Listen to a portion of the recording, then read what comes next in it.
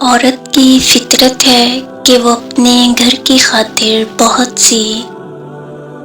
قربانیاں دیتی ہے، کڑوی تلخ باتیں تک سہ جاتی ہے، لیکن جب اس کا ہمسفر ہی اس کو ناراض کر دے تو وہ اندر سے ٹوٹ جاتی ہے، کیونکہ عورت کا حوصلہ اس کا شریک حیات ہی ہوتا ہے۔ لیکن افسوس، کچھ لوگ ایسے ہوتے ہیں جو اپنی بیوی کو ایسی حالت میں سلا دیتے ہیں کہ اس کے دل میں کسی چیز کی خلش اور چبھن تھی، اس کی آنکھوں میں آنسو تھے اور اس کا گلا کسی قہر سے دبا جا رہا تھا۔ لہٰذا آپ سب سے گزارش ہے، ایسا مت کیجیے، کیونکہ عورت بس اتنا ہی چاہتی ہے کہ اگر وہ بیمار ہے تو آپ پیشانی پر ہاتھ رکھ کر پوچھ لو کہ کیا ہوا۔ میری بیگم کو یہ چند الفاظ اس کی طبیعت ٹھیک کرنے کے لیے شاید کافی ہیں، ان مہنگی دوائیوں سے جو ڈاکٹر اسے لکھواتا ہے، کیونکہ وہ بھی انسان ہے، اس کے بھی جذبات ہیں۔ برسوں اپنے باپ کی شفقت کے سائے تلے اپنے گھر والوں کے ساتھ پلتی بڑھتی ہے، اور اب کہاں ایک ناواقف شخص کے ساتھ آ کر سوئی پڑی ہے، اور اس ناواقف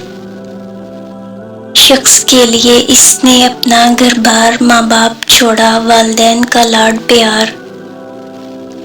اور ناز نخرہ چھوڑا، اپنے گھر کی راحت اور آرام کو چھوڑا، اور ایسے شخص کے پاس آئی پڑی ہے جو بس اسے اچھے کی تلقین اور برائی سے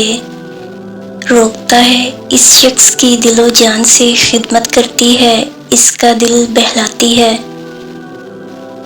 اس کو راحت اور سکون دیتی ہے۔ اس لیے یہ عورت کا بھی حق ہے کہ اس کو بدلے میں وہ سب کچھ ملے جو وہ مرد کے لیے کرتی ہے، تو خدا را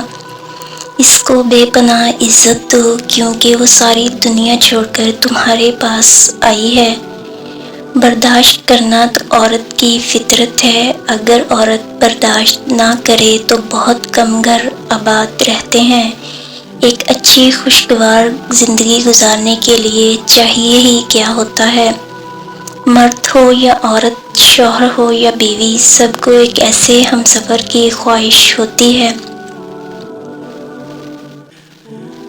جو آپ کی خوشی کے لیے، آپ کے چہرے پر ایک مسکراہٹ دیکھنے کے لیے کچھ بھی کر سکتا ہو۔ اسی طرح دوسرے پارٹنر کی بھی خواہش ہوتی ہے جس کے لیے آپ اتنا کچھ کر رہے ہیں وہ اس کا قدردان ہو، نہ صرف اس چیز کی بلکہ آپ کے جذبات کی بھی قدر کرے، تب ہر خوشی دگنی ہو جاتی ہے، اور پھر دل چاہتا ہے